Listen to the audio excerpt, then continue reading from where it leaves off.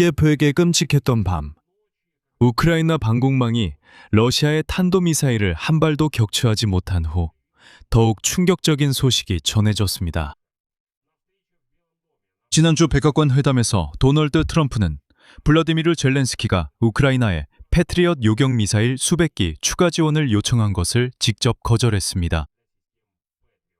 거절의 이유는 우리가 지난 방송에서 다뤘던 바로 그 부족 현상 때문입니다. 트럼프는 미국 창고에 이 미사일이 부족하다고 언급하며 이 미사일들이 이란과의 전쟁 상황에서 중동과 페르시아만 국가들의 시설을 보호하기 위해 미국 자체에 필요하다고 말했습니다. 그리고 이 거절은 갑자기 나온 것이 아니라 러시아의 미사일 공격이 키예프를 강타한 그날 밤과 맞물려 있었습니다. 실제로 단 한 발의 탄도미사일도 요격하지 못했습니다. 같은 시각 젤렌스키는 솔직하게 인정했습니다. 올해는 전반적으로 우리 파트너들로부터의 방공미사일 공급이 작년에 비해 몇 배나 줄어들었다고 밝혔습니다.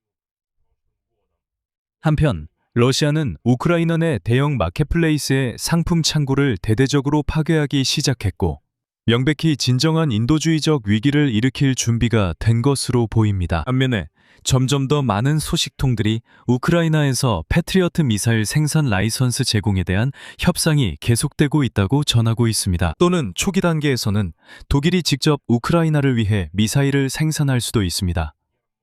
어쨌든 이 복잡한 문제를 함께 파헤쳐 봅시다. 제 이름은 알렉세이 페치이고 이제 시작하겠습니다. 하지만 시작하기 전에 지금 바로 이 유튜브 채널을 구독해 주시길 부탁드립니다. 구독 버튼을 눌러주세요. 지금 직접 구독되어 있는지 확인해 보세요. 저희는 30만 명 구독자 달성을 향해 나아가고 있으니 여러분 한 분 한 분의 구독이 큰 힘이 됩니다. 정말 감사하겠습니다. 자, 오늘 파이낸셜 타임즈는 트럼프가 또다시 우크라이나를 외면한 경위에 대한 충격적인 내용을 보도했습니다. 7월 29일 워싱턴을 방문한 우크라이나 대통령 볼로디미르 젤렌스키는 도널드 트럼프에게 이른바 겨울용 패트리엇 요격 미사일 패키지를 우크라이나에 전달해달라고 요청했습니다. 즉 추위가 오기 전에 러시아의 에너지 시설 공격이 전통적으로 강화되는 시기를 대비해서 말입니다. 젤렌스키는 겨울철 매달 100발씩 총 300발의 미사일을 요청했습니다. 그리고 오늘 참고로 우크라이나 군사 전문가이자 통신 전문가인 세르게이 플래시 베스크레스노프가 이렇게 밝혔습니다. 러시아군은 우크라이나를 공격하기 위해 매달 약 100발의 탄도미사일을 생산하고 사용할 수 있다고 했습니다. 우크라이나가 겨울 동안 300발의 미사일을 요청한 것은 근거가 있었고 그 수량에도 이유가 있습니다. 파이낸셜 타임스 보도에 따르면 실제로 추가로 300발의 요격 미사일에 관한 이야기였습니다. 그리고 도널드 트럼프는 이에 대해 거절로 답했습니다. 그 이유로는 이란에 대한 군사작전으로 인해 발생한 부족 현상을 들었습니다. 그는 미국의 비축분이 자국 시설과 페르시아만의 동맹국들을 보호하는 데 필요하다고 말했습니다. 한편 로이터 통신은 논의 과정에 정통한 4명의 소식통을 인용해 다음과 같이 전했습니다. 우크라이나에서 패트리어트 미사일 자체 생산에 대한 라이선스 이전 논의는 중단되지 않았다고 합니다. 협상은 계속되고 있지만 바로 지금 완성된 미사일을 실제로 넘기는 것은 중단된 상태입니다. 그리고 여기서 중요한 세부 사항이 드러났습니다. 우크라이나는 조 바이든 행정부 시절에 이미 패트리어트 미사일 생산 라이선스를 요청한 것으로 밝혀졌습니다. 즉, 이건 갑자기 생긴 새로운 아이디어가 아니라는 겁니다. 아닙니다. 이 문제는 우크라이나 측이 이미 몇 년째 제기하고 있는 사안이며 매번 똑같은 벽에 부딪히고 있습니다. 미국 제조업체들은 이런 민감한 기술을 동맹국들과조차 공유할 준비가 되어 있지 않습니다. 하지만 솔직해집시다.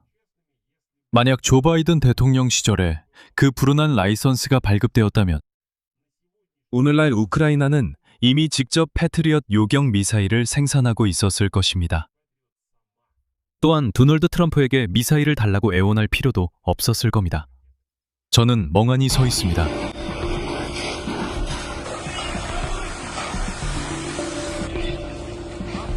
아, 더워.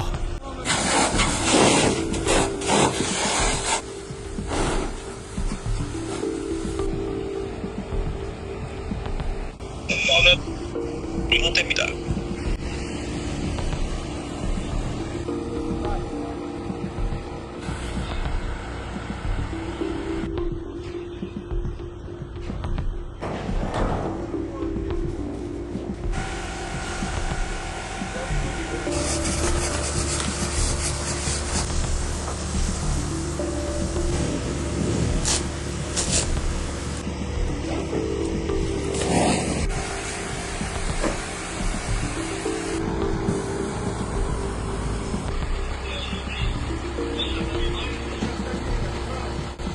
잘못됩니다.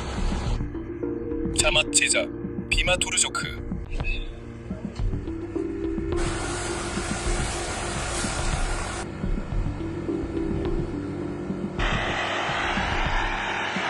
담배, 화배. 나는 그냥 멍하니 서 있어. 씨발 너무 덥고 불타는 것 같아. 씨발.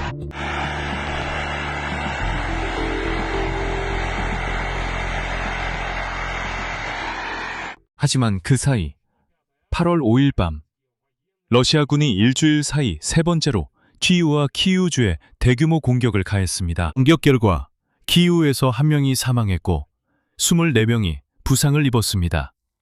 오볼론스키구에서는 주거용 고층 건물이 공격을 받아 화재가 발생했고 창고와 사무실 건물, 비주거 건물들도 불에 탔습니다. 수도 데스냐니 구에서는 창고에 불이 났고 미사일 파편이 주택 근처에 떨어졌습니다. 골로시에프스키 구에서는 개인 주택이 일부 파손되었고 비주거 건물에 공격이 가해져 암모니아가 누출되었습니다. 잔해 아래 사람들이 갇혔습니다. 키예프주에서는 공격으로 14명이 사망하고 27명이 부상을 입었습니다. 브로바리시와 여러 마을이 공격을 받았고 물류 및 창고 단지에서 대규모 화재가 발생했습니다. 생산 공장, 상업 및 기타 시설에서도 화재가 발생했습니다. 또한 부찬스키 지역의 물류 단지와 칼리노브카 마을의 기업들에서도 화재가 발생했습니다. 그 전에 다시 말씀드리면 러시아는 8월 1일 밤에 키예프와 키예프 지역에 대규모 탄도미사일 공격을 가했습니다. 그때 9명이 사망하고 30명 이상이 부상을 입었습니다. 13개의 고층 주거 건물이 피해를 입었습니다. 4채의 개인주택, 행정 및 비주거 건물, 영화 스튜디오, 한 상점, 그리고 자동차들도 피해를 입었습니다. 조금 앞선 7월 30일 러시아의 미사일 공격으로 키예프에서 1명이 사망하고 2명이 부상을 입었습니다. 키예프 지역에서는 5명이 부상을 입었습니다. 같은 날 리비우와 드니프로페트로우스크 지역의 라도시노의 마을도 공격을 받았습니다. 라도시노에에서는 5명이 사망했습니다. 이들은 모두 한 가족이었으며 아이들도 포함되어 있었습니다. 여기서 여러분도 아시다시피 어떻게 들릴지 모르겠지만 이것이 바로 방공미사일 부족의 수학적 현실을 보여주는 사례입니다. 예를 들어 8월 1일 밤에 우크라이나 방공 시스템은 발사된 드론의 90%를 격추시켰습니다. 하지만 탄도미사일 요격은 완전한 실패였습니다.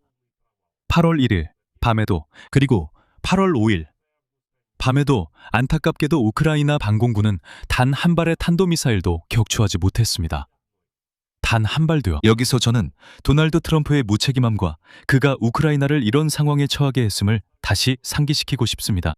문제의 규모를 비교해보자면 이란과의 갈등이 격화되기 시작한 초반, 그러니까 3월 초에 미국과 동맹국들은 수백 개의 탁 요격 미사일과 공식적으로 800개 이상의 패트리엇 요격 미사일을 사용했습니다.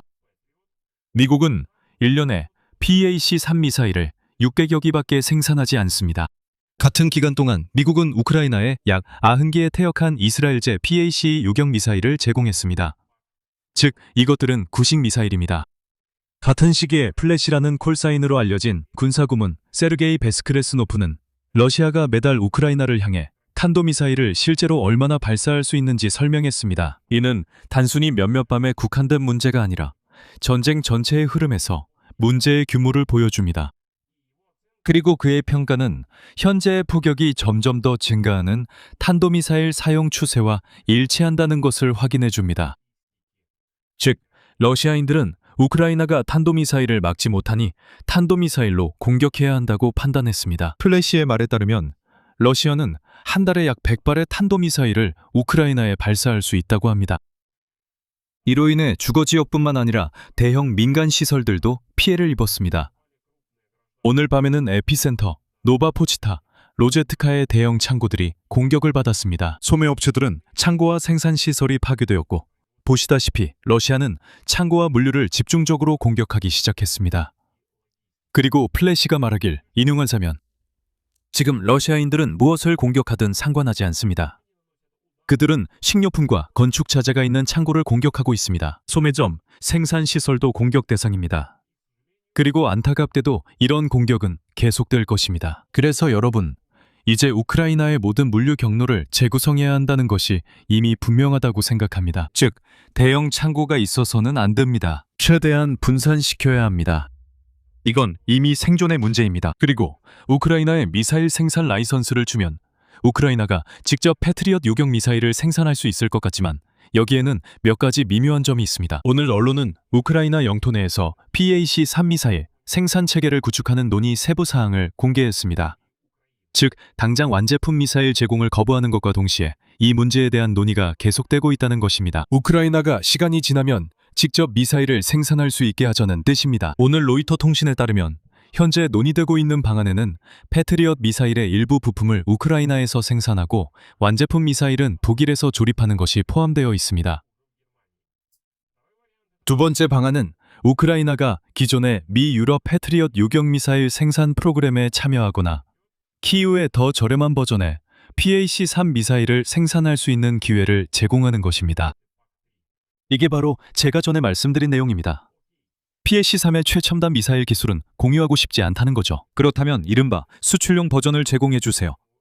즉, 그것은 조금 더 저렴하고 조금 더 단순하지만 그럼에도 불구하고 탄도미사일도 요격할 수 있습니다. 그리고 트럼프 행정부의 한 관계자도 미국이 우크라이나와의 방위 산업 분야에서 미래 협력의 여러 잠재적 방향을 검토하고 있다고 밝혔습니다. 어떤 합의든 미국 기술의 보호를 고려해야 한다고 언급했습니다. 소식통에 따르면 가장 현실적인 방안은 우크라이나에서 부품만 생산하고 최종적으로 독일에서 완제품 미사일로 조립하는 것이라고 여겨집니다.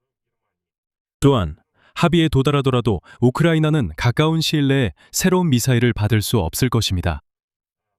소식통의 평가에 따르면 새로운 생산 라인을 가동하는 데에는 통상적으로 라이선스 계약 체계로 최소 3년이 걸린다고 합니다. 그래서 이것은 아주 먼 미래의 이야기이고 미사일은 여러분도 아시다시피 이미 오늘 당장 필요합니다. 여기서 말을 줄이겠습니다. 여러분의 의견과 결론을 이 영상 아래 댓글로 남겨주시고 채널 구독과 알림 설정, 그리고 좋아요도 잊지 말아주세요. 이 유튜브 채널의 활동을 지원하고 싶으시다면 이 영상 설명에 있는 링크와 계좌 정보를 통해 후원하실 수 있습니다. 오늘은 여기까지입니다. 건강 조심하시고 모두 안녕히 계세요.